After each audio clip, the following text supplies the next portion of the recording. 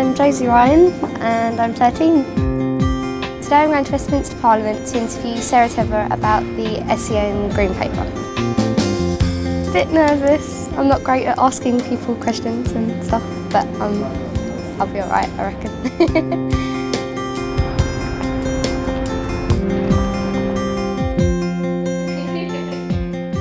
As Children's Minister, I know listening to children and young people is important to you. What have you been doing to find out what children and young people with disabilities like me think?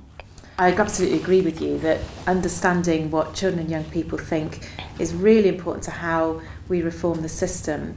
So we've been doing a number of things. I mean, I've met with the young ambassadors that CDC have, which has been fantastic, and I've been to a number of different schools, and they've been really helpful because hearing from young people directly is often quite different from hearing from their parents or hearing from their teachers. Yeah. I mean, some of the concerns are the same, but sometimes people express things in a very different way, and sometimes the priorities are different. The education, health and care plan idea in the Green Paper looks like they only cover young people with severe disabilities. How are they applied to young people like me who appear to have mild disabilities but can't cope and fail very badly in mainstream schooling? Well, the Education, Health and Care Plan is intended to replace the existing statementing process, but it's not the only thing we're doing.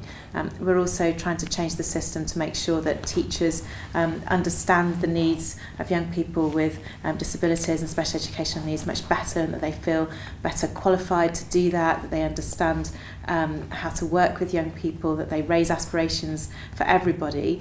And we're also trying to make local authorities be much more open with families about what kind of services they offer. The system is intended to be changed in a way that will help everybody. So people who have apparently quite mild disabilities right through to people who have really quite severe and complex disabilities. We need to cater for everybody. What role will I and other young people like me have in creating the education, health and care plans, and how will our views be involved? Well, what we've said to local authorities who at the moment are doing some like pilots, some pathfinder projects.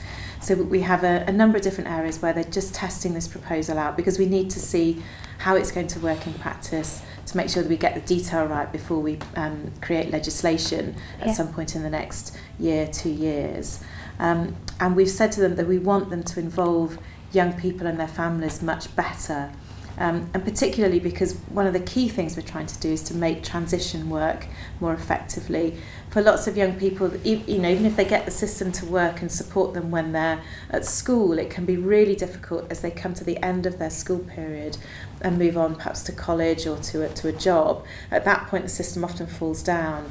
And the only way in which you can make that work better is to involve young people right from the beginning and talk to them about what they want and what they hope for, and make sure that all the support you put around that person is in place right from the beginning. So to make it work, you've really got to talk to young people and ask their views.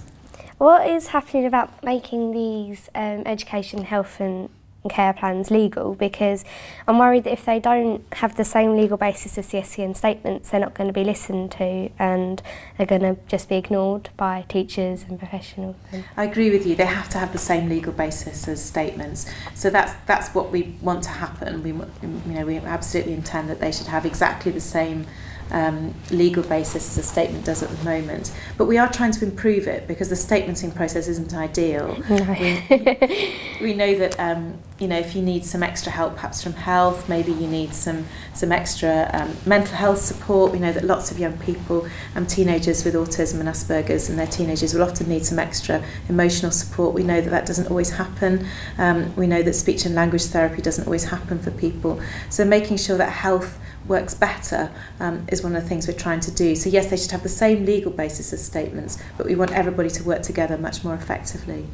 At the moment, the statementing process is just about what kinds of things people think you need. So they will say, I need 6 hours of support from a teaching assistant or 4 hours of speech and language therapy or whatever. Whereas actually what we want people to think about is what you can achieve and what support you might need in order to help you get there. So it's just thinking about things in a way that's, I think it's the right way around, and we actually think about things in a back to front way at the moment. What can you do as Children's Minister to make sure that professionals understand autism and autistic people better? Yeah, I agree with you. It's about understanding that everybody's individual, and you're individual whether you have autism or whether you don't. I think that's really important.